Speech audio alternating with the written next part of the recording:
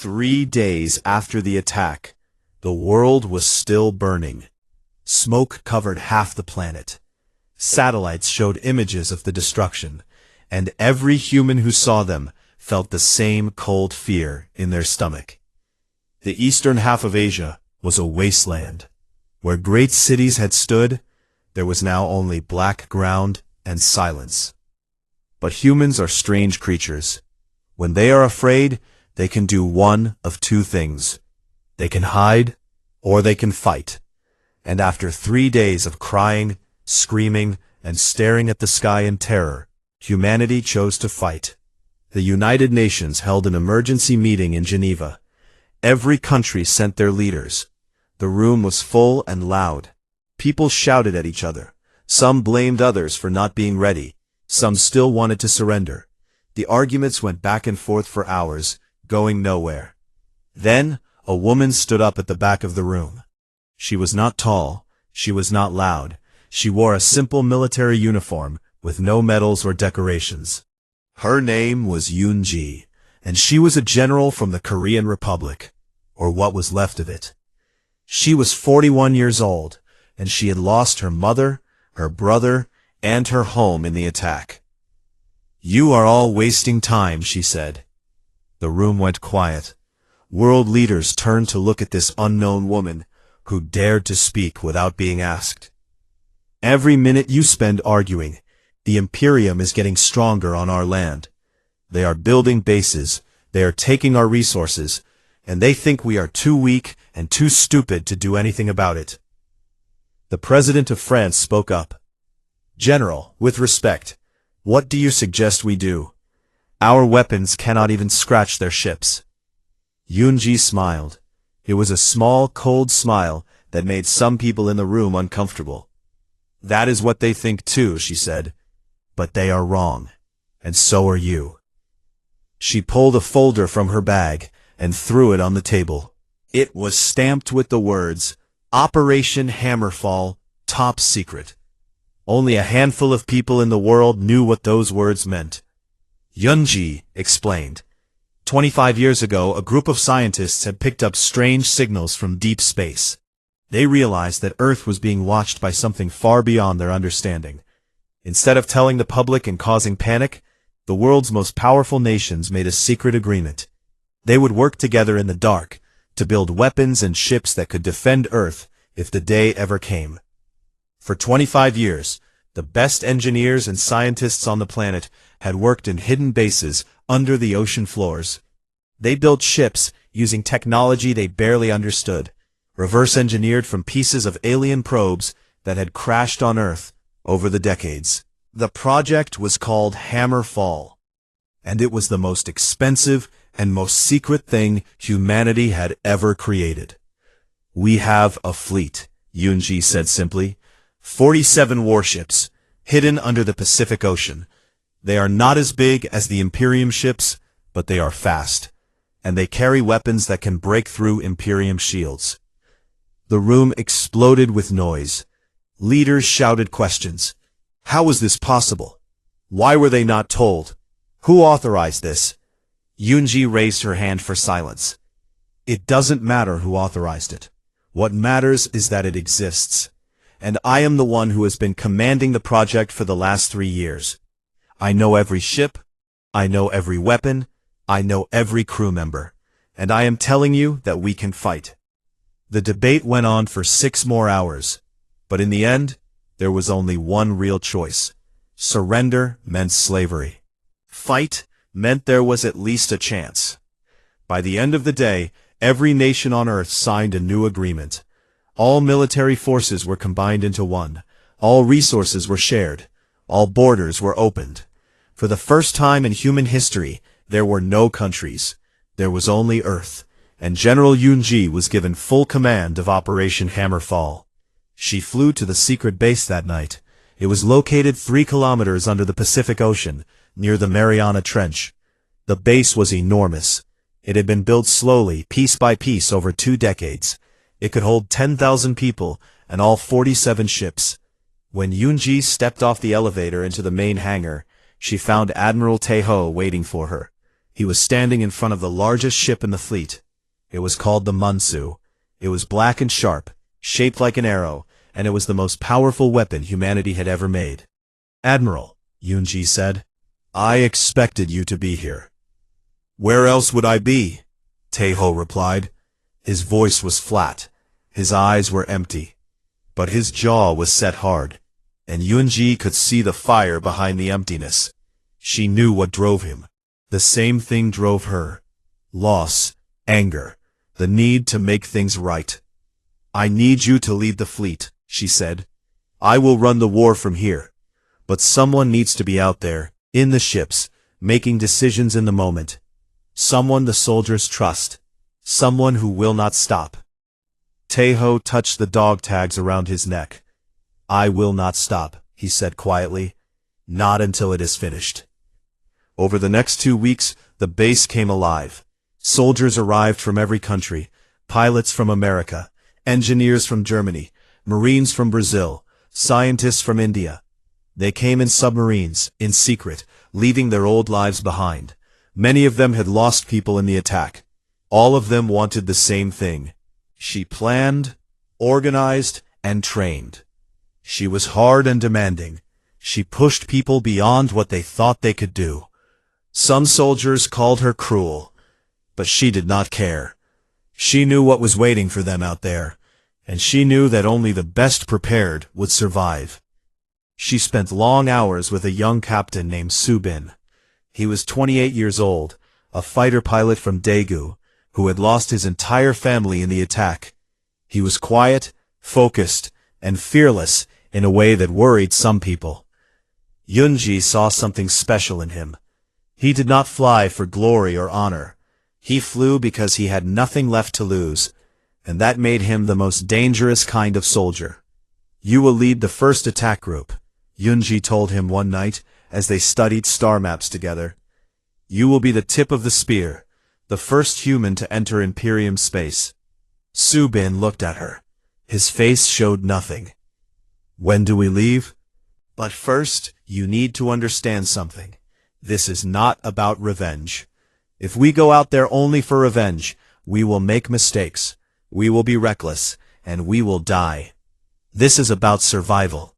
This is about making sure they never come back. Do you understand?" Subin nodded slowly. "I understand, General. But if revenge happens along the way, I will not say no to it." Yunji almost smiled. Almost. Meanwhile, on the surface, the Imperium was building. They had set up massive machines in the destroyed regions, digging into the earth and pulling out minerals and metals.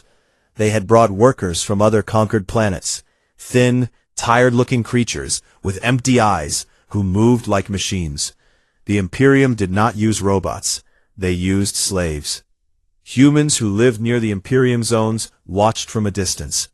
They saw the alien workers and felt sick. They saw their own land being ripped apart and felt rage. Small groups of fighters began attacking the Imperium machines.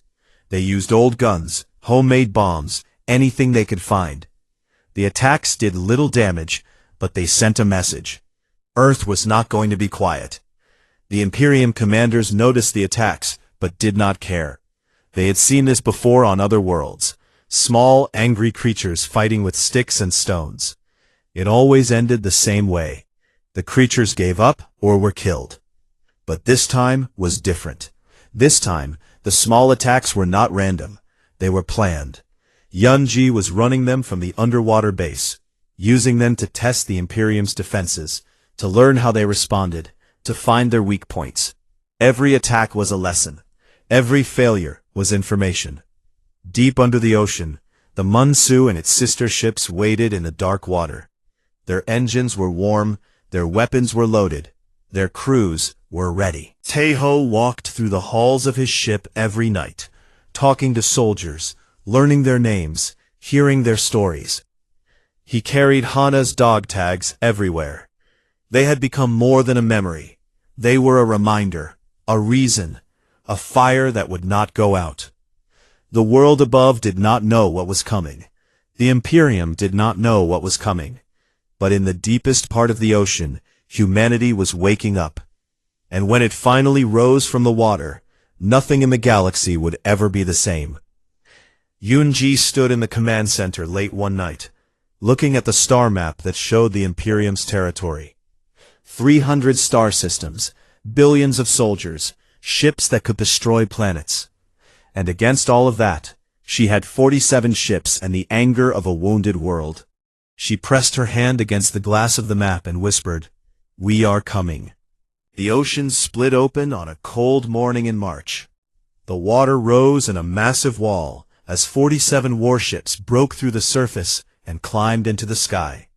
They moved fast, faster than anything humans had ever built before. Within seconds, they were above the clouds. Within minutes, they were leaving the atmosphere. Within an hour, Earth was a small blue dot behind them. Captain Subin sat in the pilot's seat of his ship, the Byeol. It meant star in Korean. It was the smallest and fastest ship in the fleet, built for speed and surprise. Behind him, 20 fighters followed in a tight formation. They were the vanguard, the first humans who would ever fire a weapon in another star system. Subin's hands were steady on the controls. His heart was calm. He had trained for this every day for the past 2 weeks, but in truth, he had been training for it his whole life. Every loss, every tear, every sleepless night had built him into this moment. Fear was a luxury for people who had something left to lose. Admiral Taeho commanded the fleet from the bridge of the Munsu. The great black ship moved at the center of the formation, surrounded by its smaller sisters. On Taeho's orders, the fleet had been divided into 3 groups. Subin's vanguard would strike first and fast. The main fleet, under Taeho, would follow with heavy firepower. And a third group, led by a quiet commander named Jiwon, would stay hidden and wait for the right moment to appear. Jiwon was a woman of few words. She was 35 years old and had spent most of her career in submarines. She understood silence and patience better than anyone. Yunji had chosen her for the hardest job, to wait, to watch, and to strike only when the enemy thought they were winning. It was the kind of work that could drive a person mad, but Jiwon had a mind like still water. Nothing shook her. The journey to the first Imperium colony took 4 days. The ships used a jump drive that bent space around them, a technology humans had copied from a crashed alien probe found in the Antarctic 30 years ago. The scientists who built it did not fully understand how it worked. They just knew it did. On the 4th day, Subin's vanguard dropped out of jump space near a planet called Rion 4 on the Imperium star charts. It was a mining colony, one of the Imperium's outer territories. Not heavily defended, not important, but it was the perfect place to start. Subin looked at the planet through his window. It was gray and ugly, covered in scars from mining machines. He could see Imperium ships in orbit. Small patrol boats, nothing serious. They had not noticed the human ships yet. "All fighters stay close," Subin said into his radio. "We hit them hard and fast. No mercy, no hesitation. These are the same people who burned our world." The attack began at full speed. Subin pushed the IUL forward, and the ship screamed through space toward the nearest Imperium patrol. The enemy saw them too late. By the time their shields went up, Subin had already fired. The human weapons were different from anything the Imperium had seen. They used a pulse of concentrated energy that did not hit the shield from outside.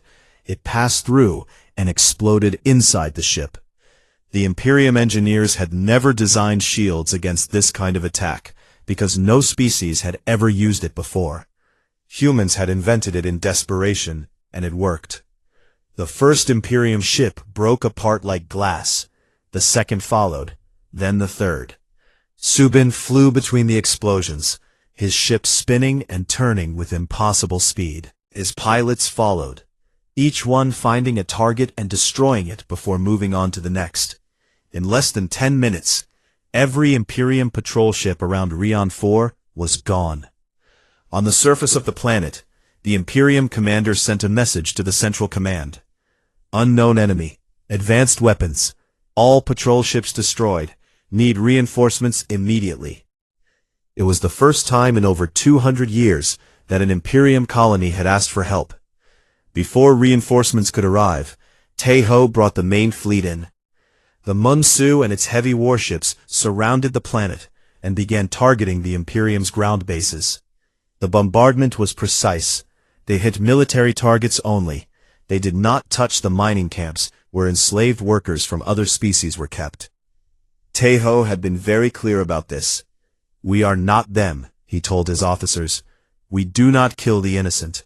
Ever." Imperium soldiers tried to fight back, but their weapons were designed to fight other Imperium forces.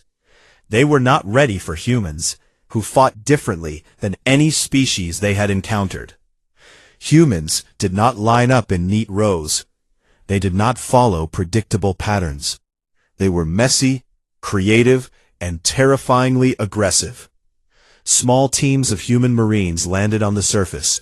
They moved through the broken bases, clearing rooms, and capturing Imperium soldiers. One of the marines, a young woman named Unbi, was the first human to set foot on alien soil. She was 23 years old, and had been a school teacher in Seoul before the attack. Now she carried a rifle, and moved with the precision of someone who had been reborn for war. Unbi and her team reached the slave quarters. They opened the doors and found hundreds of alien beings chained to machines. The creatures were thin and weak, with large eyes that showed only fear. When they saw the humans, they pulled back. They thought these were new masters, new owners, more pain. Unbi knelt down in front of the nearest creature. It was small, barely reaching her waist. It was shaking. She put her weapon on the ground and held out her empty hands. "We are not here to hurt you," she said softly, even though she knew the creature could not understand her words. But it could understand her voice. It could see her eyes. And slowly, very slowly, the shaking stopped. Word of Rion 4 spread across the galaxy like fire. No one had defeated an Imperium colony in living memory. The other conquered species watched in shock and confusion. Who were these small creatures from the edge of the galaxy? Where did they come from? And how had they done what no one else had done in centuries? The Imperium leadership responded with anger. They called the attack an act of terror. They called humans animals and savages. They sent a fleet of 200 warships to crush the human forces at Rion 4. But when the Imperium fleet arrived, the humans were gone. They had taken what they needed, fuel, data, and freed slaves, and disappeared into jump space. The Imperium fleet found only empty space and the burning remains of their own bases. Taeho did not stop at Rion 4. Over the next 3 weeks, the human fleet hit 7 more Imperium colonies. Each attack was fast and brutal. They came without warning, destroyed the defenses, freed the slaves, and vanished before the Imperium could respond. Every time, the pattern was the same. Every time, the Imperium was too slow. Subin led every first strike. He became known among the freed slaves as the Ghost Pilot, because he appeared from nowhere, destroyed everything, and disappeared. Among the Imperium soldiers, he was called something less kind. They called him the Demon. Some of them refused to fight when they heard his ship was near. Fear was spreading through the Imperium ranks, and fear was a weapon humans knew very well how to use. Back on Earth, Yunji watched the reports come in from her command center under the ocean. Every victory was recorded, studied, and used to plan the next attack. She was playing a long game. She knew that 47 ships could not defeat an empire. But 47 ships could make an empire bleed, and if an empire bled long enough, it would start to weaken. And when it weakened, others would notice. She was right. On the far side of the galaxy, species that had been conquered and silenced for generations began to whisper. They whispered about the humans, they whispered about freedom, and some of them began to plan. Ji-won and her hidden group had not fired a single shot yet. They waited in dark space, far from any star, watching and listening. Ji-won spent her days studying Imperium communications that her ships intercepted. She mapped their patrol routes. She identified their supply lines.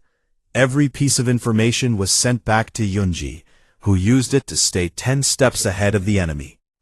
One night, Ji-won was reading an intercepted message from an Imperium admiral. The message said, "These humans fight like no species we have ever seen. They do not fear death. They do not follow rules, and they are getting stronger. If we do not stop them soon, others will follow." Ji-won read the message twice, then sent it to Taeho with a simple note, "They are starting to understand." Taeho read the message on the bridge of the Munsu. He touched Hana's dog tags, and allowed himself one small, grim smile. The Imperium was afraid. Good. They should be, because this was only the beginning, and humanity had not even shown them the worst of what it could do. The hunt was on, and Earth's children were not going to stop until the galaxy remembered their names. The Galactic Council met on a station that floated in the center of the galaxy. It was the largest structure any species had ever built. It could hold 1,000,000 beings at once. Its halls were covered in gold and crystal. Its towers reached so high that they seemed to touch the stars themselves. For over 1,000 years, it had been the seat of power for the galaxy's ruling species. And for the first time in all those years, the beings inside it were afraid. The council was made up of 12 species. Each one had earned its place through power, wealth, or long service. The Imperium held the highest seat. They were the strongest, the richest, and the most feared. When the Imperium spoke, no one argued. When the Imperium gave orders, everyone obeyed. That was how the galaxy had worked for centuries. But now, something had changed. The Imperium was losing. Small battles, yes. Outer colonies, yes. But losing all the same. And the other council members could smell blood in the water. Ambassador Do-yoon arrived at the council station aboard a small shuttle. He was not a soldier. He was not tall or strong or scary. He was 53 years old, thin, and wore simple black clothes. He had been a professor of history before the attack. He taught at a university in Seoul about ancient wars and how civilizations fell. Now he was the voice of all humanity, chosen by Yunji because she said the galaxy did not need to see a soldier. It needed to see a mind. Do-yoon walked through the great halls of the council station with his back straight and his face calm. Alien beings of every shape and size watched him pass. Some were tall and thin, with skin like blue glass. Others were short and round, with too many eyes. Some floated. Some crawled. All of them stared at this small creature from an unknown planet who had dared to come here. 2 guards met him at the door to the main chamber. They were Imperium soldiers, huge and covered in dark armor. Each one was 3 times his size. They looked down at him like he was an insect. "You will show respect to the council," one of them said. Do-yoon looked up at the guard and adjusted his glasses. "I will show the council exactly what it has earned," he replied. The chamber was enormous. 12 elevated platforms circled a central floor, one for each council species. The platforms rose high above the ground, so that anyone standing in the center had to look up at the council members like a child looking up at giants. It was designed to make the speaker feel small and powerless. Do-yoon walked to the center and stood still. He did not look up at the platforms. He looked straight ahead, at nothing, and waited. The head counselor spoke first. He was an Imperium elder, ancient and covered in silver scales. His voice filled the chamber like thunder. "You are the human representative." "I am," Do-yoon said. "Your species has attacked sovereign Imperium territory. You have destroyed military installations. You have stolen property. You have taken what does not belong to you. The Council demands that you cease all military actions immediately, return all seized materials, and surrender your fleet for destruction. Failure to comply will result in the total elimination of your species." The words hung in the air. The other council members nodded. Some looked pleased. They wanted the humans punished. A few looked uneasy. They had heard the stories about what the humans could do, and they were not sure the Imperium could deliver on its threats anymore. Du-Yun stood in silence for a long moment. Then he reached into his jacket and pulled out a small device. He pressed a button, and a hologram appeared in the center of the chamber. It showed images. Cities burning, bodies in the streets, children buried in rubble, oceans on fire, the destruction of Southeast Asia, the destruction of Korea, the destruction of 1.2 billion lives. The images played in silence. Every being in the chamber watched. Some turned away. Others stared. The room was so quiet that Do-Yun could hear his own heartbeat. When the images ended, Do-Yun looked up at the head counselor for the first time. His eyes were steady and clear. "You call what we took your property," he said, and his voice was calm and even. "But those people you saw in those images, the children, the mothers, the old men who never held a weapon in their lives, they were our property. They were ours. They belonged to us, and you took them." He let the words sink in. 1.2 billion lives. Not soldiers, not fighters, people. Living, breathing, dreaming people.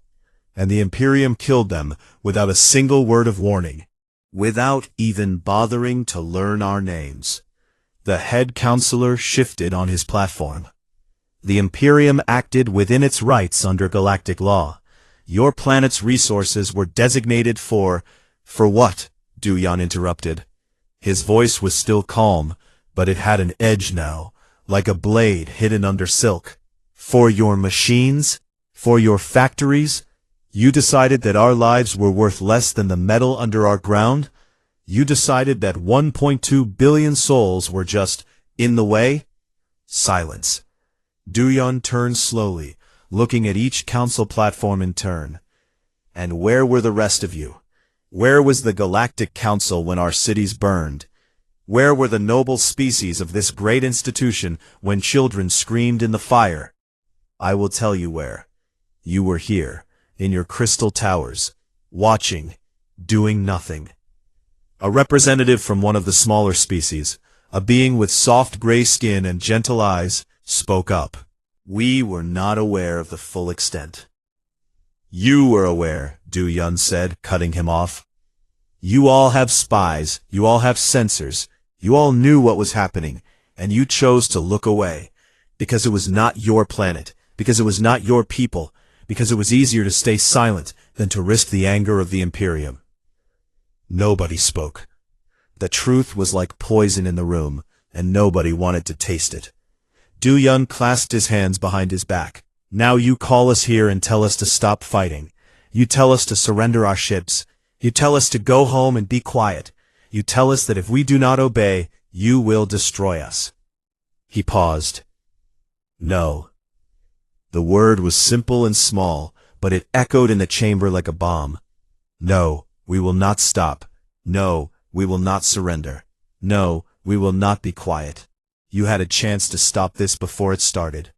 You could have told the Imperium that what they planned was wrong. You could have stood between them and us. You could have been what you claim to be, a council of justice and peace. But you did not. And now you have no authority over us. You lost that authority the moment you let 1.2 billion of our people die." The head counselor slammed his hand on his platform. "You dare threaten this council? You are one species, one planet.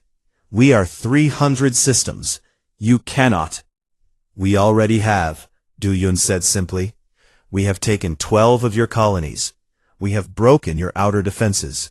We have freed thousands of slaves that you pretended did not exist. And we did it with 47 ships. Imagine what we will do when we build more." The chamber erupted. Council members shouted. Imperium guards stepped forward. But Do-yun did not move. He stood like a rock in a storm, waiting for the noise to die down. When it did, he spoke one last time. I am a professor of history. I have spent my life studying how empires rise and fall. And I can tell you this. Every empire that believed it was too powerful to fail was wrong. Every one of them fell. Not because of outside enemies, but because they forgot that power without justice is just violence, and violence always creates its own answer. He looked directly at the head counselor. We are that answer. You can send your fleets. You can burn what is left of our world, but you cannot kill what we have become. We are no longer just a species. We are a reckoning, and reckonings do not stop. Do-yun turned and walked toward the exit. Every eye in the chamber followed him. The Imperium guards did not try to stop him. Something in his walk, something in his calm and steady pace, told them that touching this man would be a mistake they would not survive.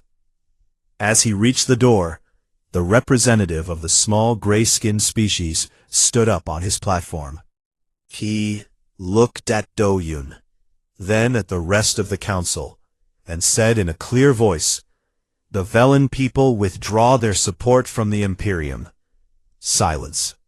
Then another species stood, a tall being with 4 arms and golden eyes. The Keth withdraw as well. Then another, and another.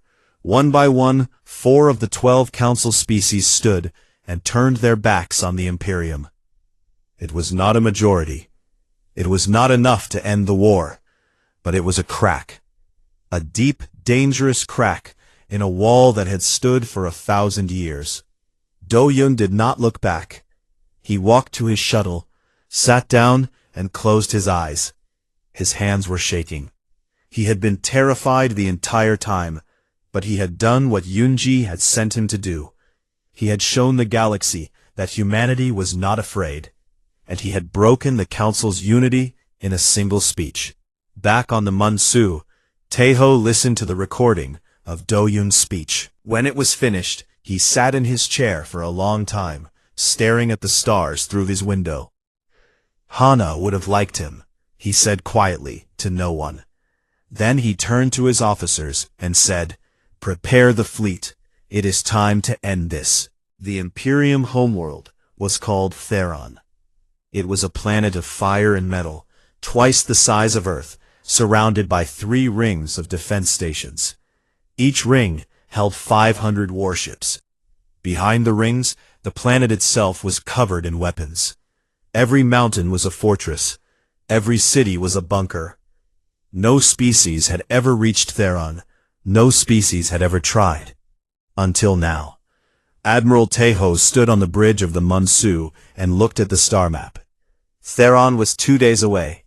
Between his fleet and the Imperium homeworld stood the largest military force the galaxy had ever seen. 1,500 warships, millions of soldiers, and defense technology that had been built over 1,000 years.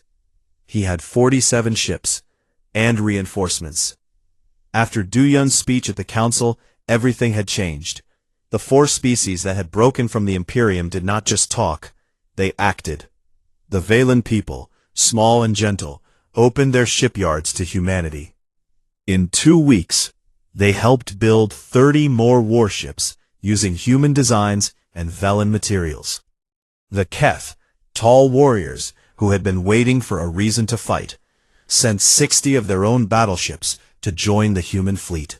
Other species, ones who were not on the council, who had been conquered and silenced for generations, sent whatever they had. Old ships, weapons, supplies, soldiers. What had started as humanity's war had become the galaxy's rebellion. Yunji coordinated everything from her command center under the Pacific. She worked 20 hours a day, barely eating, barely sleeping. She moved ships and resources across star systems like pieces on a chessboard. Every move was planned. Every outcome was calculated. She knew the Imperium would be expecting a direct attack on Theron, so she did not give them one, not at first. Instead, she sent G1. G1's hidden fleet had grown to 40 ships. They had spent months in dark space, silent and invisible, collecting information. G1 knew the Imperium's communication network better than the Imperium did. She knew where every signal relay station was. She knew which ones carried military orders. And she knew that if those stations went dark, the Imperium fleet around Theron would be blind. On the night before the final battle, G1's ships moved through space like shadows. They split into small groups and approached 27 relay stations spread across 5 star systems. At exactly the same moment, all 27 stations were destroyed. The attacks were so fast and so quiet that the Imperium did not even realize what had happened for 3 hours. When they did realize, it was too late. The defense fleet around Theron could no longer communicate with each other. Each ring of ships was alone. Each commander was blind. They could not coordinate. They could not call for help. They were 1,500 ships, with no voice and no eyes. That was when Taeho arrived. The human fleet came out of jump space like a storm. 137 ships, human, Velen, Keth, and others, appeared on all sides of Theron at once. They did not come in one group. They came in dozens of small groups, attacking from every direction. The Imperium fleet, unable to communicate, did not know where to turn. They fought bravely, but they fought alone. And alone, they were not enough. Subin led the vanguard straight through the first ring of defense. His ships were faster than anything the Imperium had. They slipped between the big warships like water through rocks, hitting weak points, breaking shields, and creating openings for the heavier ships behind them. Subin did not think about himself. He did not think about dying. He thought about Daegu. He thought about his mother's smile. He thought about the sound his little sister made when she laughed.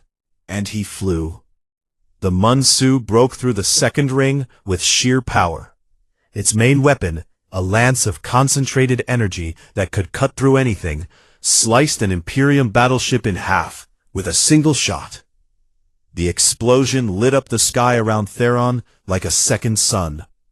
Taeho stood on his bridge and gave orders with a voice that was calm and steady, even as the ship shook from enemy fire. The battle lasted 14 hours. It was the largest space battle in the history of the galaxy.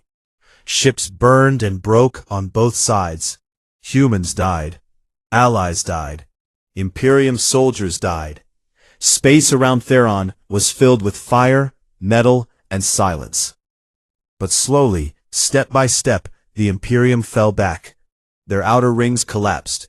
Their inner defenses broke. Ship after ship was destroyed or surrendered. The Allied fleet pushed closer and closer to Theron itself. G1 arrived with her fleet in the 9th hour. She came from behind the planet, where no one expected her, and hit the Imperium's last reserve force from the rear. It was the final blow. The Imperium's defense around Theron shattered like old glass. By hour 14, the sky above Theron belonged to Earth and its allies. Taeho moved the Munsu into orbit above the Imperium capital city. He looked down at the planet through his window.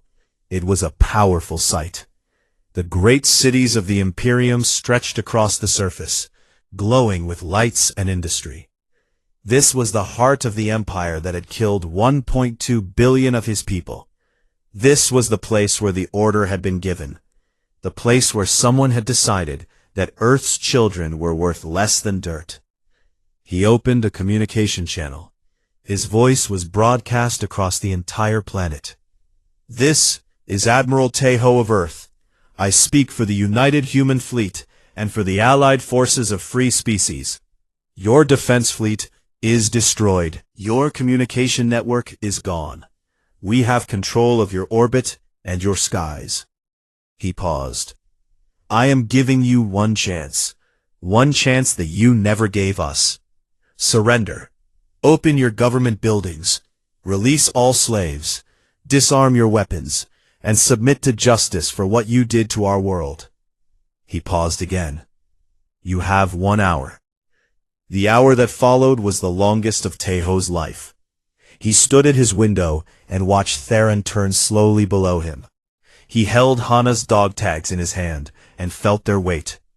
They were so small, so light, just 2 pieces of metal with a name and a number, but they carried the weight of a world. On the planet, chaos ruled. The Imperium leaders argued. Some wanted to surrender, some wanted to fight to the death. The head counselor, the ancient one with silver scales, demanded that the people keep fighting. We are the Imperium, he roared.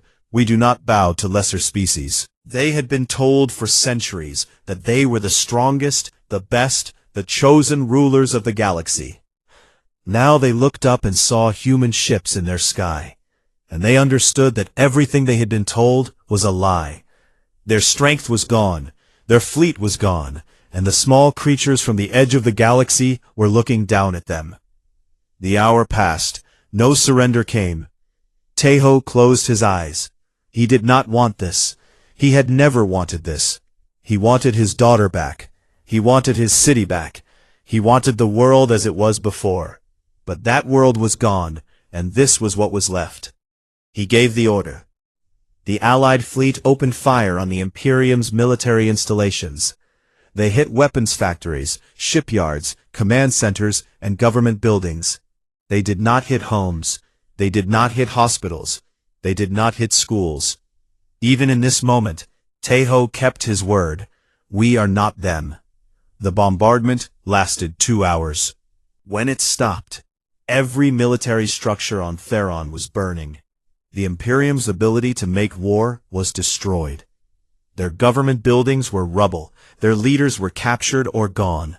Taeho landed on Theron's surface in a small shuttle. He stepped onto alien soil and looked around. The air smelled like smoke and something sharp and chemical. The ground was cracked. Buildings that had stood for thousands of years were now broken towers of ash. He walked to the spot where the Imperium's central command had stood. It was a flat, scorched circle of ground. Nothing was left but heat and silence. He knelt down and took Hana's dog tags from around his neck.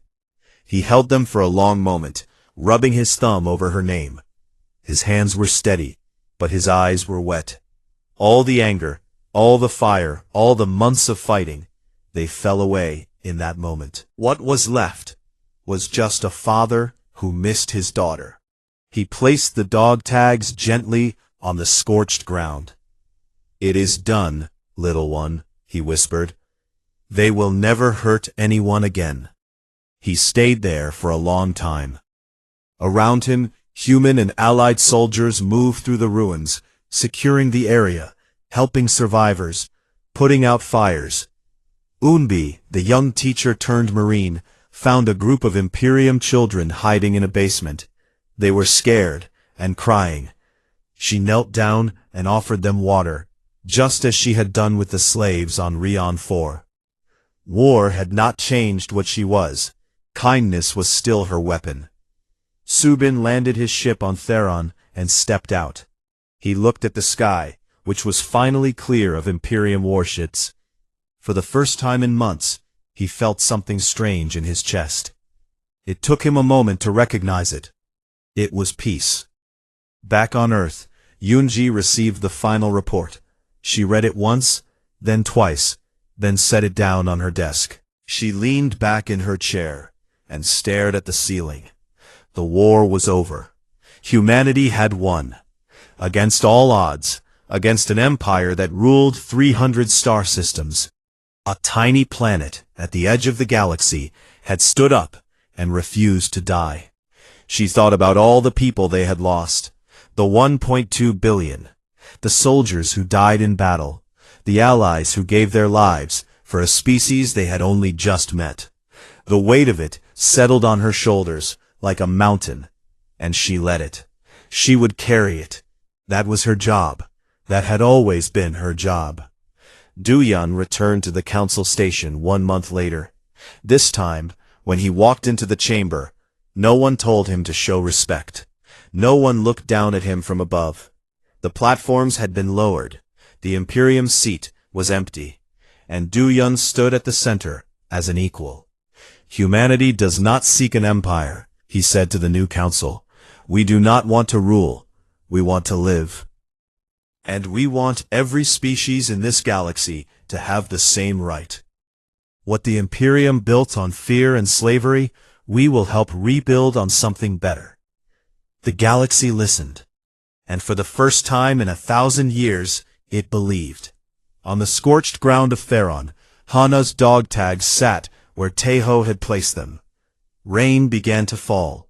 The first rain Theron had seen in decades, now that the machines that controlled its weather were gone. The water washed over the metal tags, cleaning away the ash.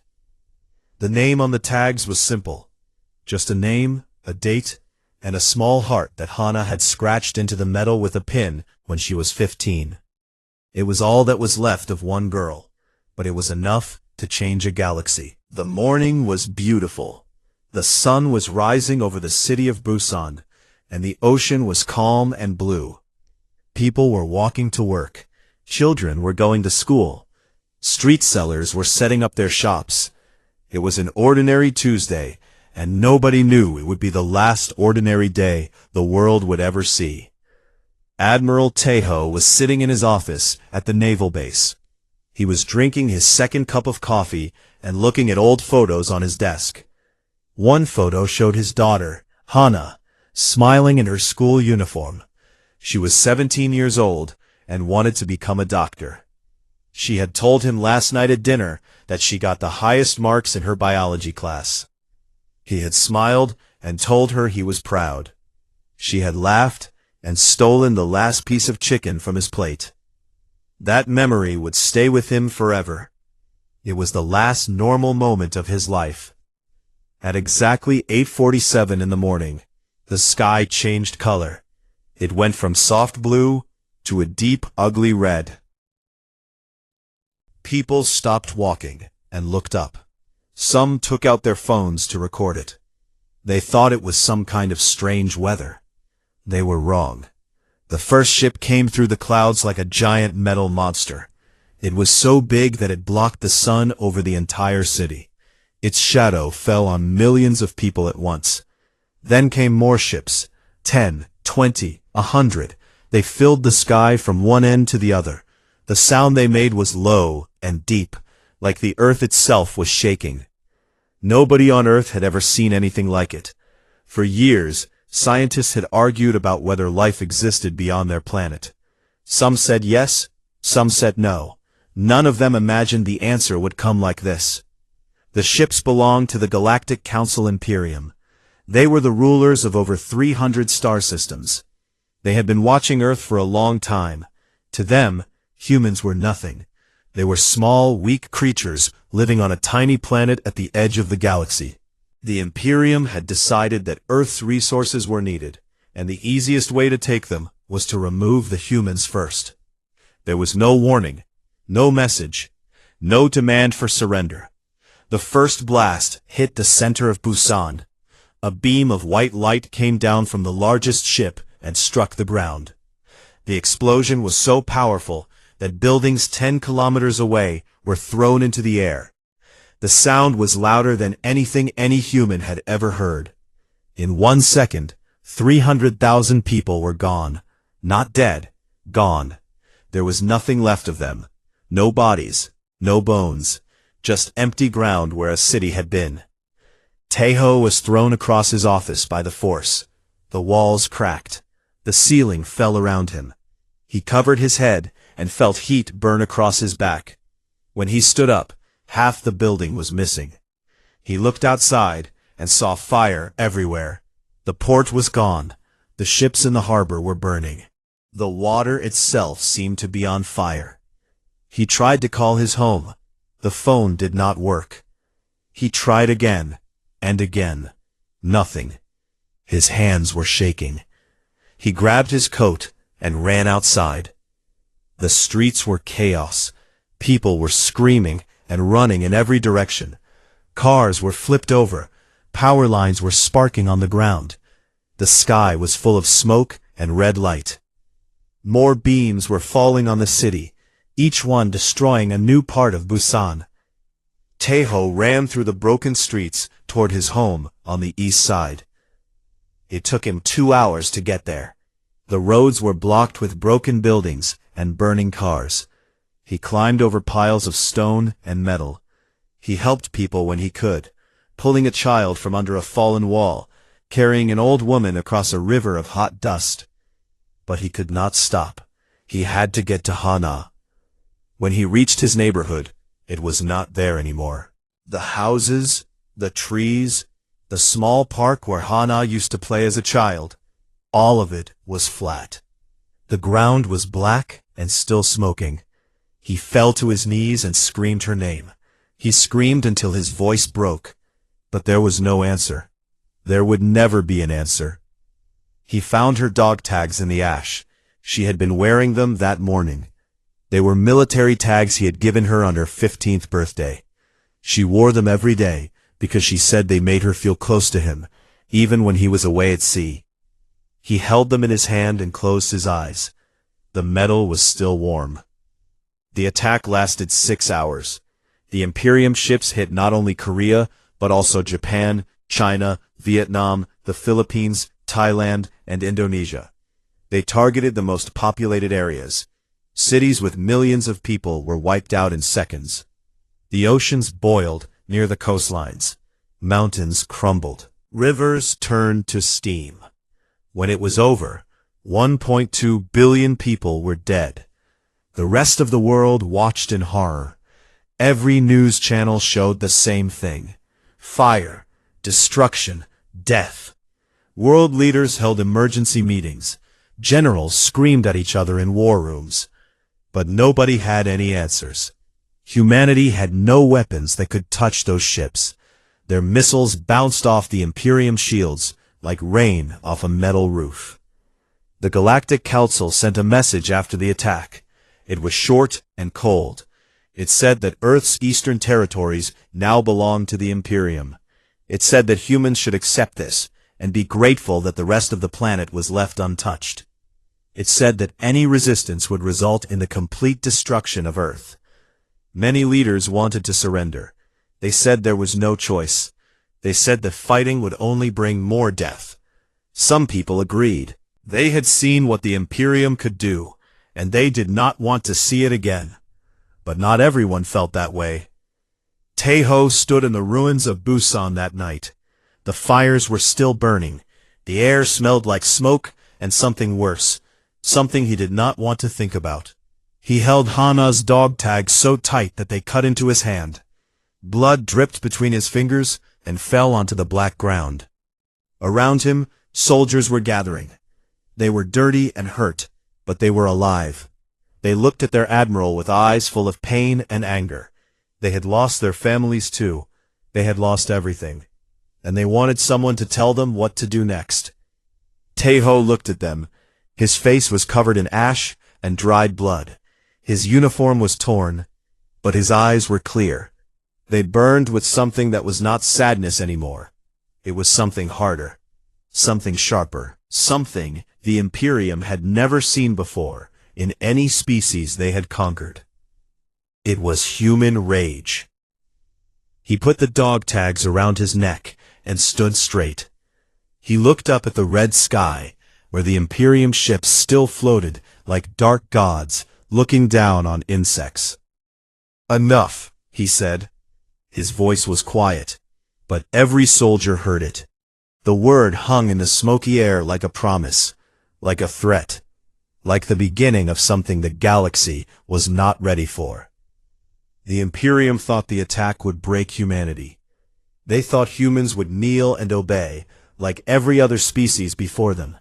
They had conquered hundreds of worlds. Not once had a species fought back after such destruction. But they had never met humans before, and they did not understand what they had just done. They had not broken humanity.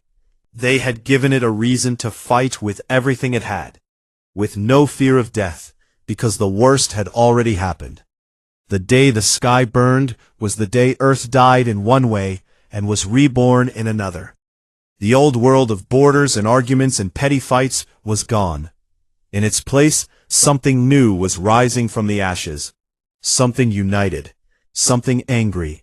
Something that would not stop until the Imperium understood the terrible mistake it had made.